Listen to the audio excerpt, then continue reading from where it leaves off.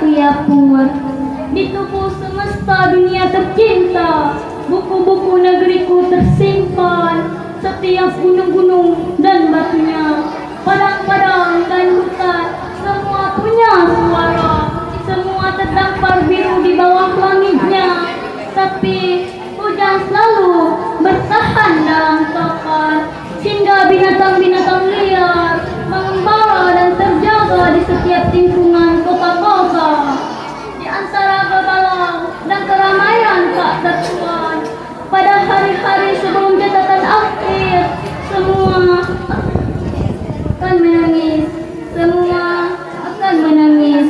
Laut akan berteriak dengan gemuruhnya, rumput akan menjabuk dengan desaunya, siang akan dengan mataharinya, dan musim-musim dari kuburan akan bangkit. Semua akan bersujud, berhenti untuk keheningan. Pada yang bernama keheningan, semua akan berlabuh.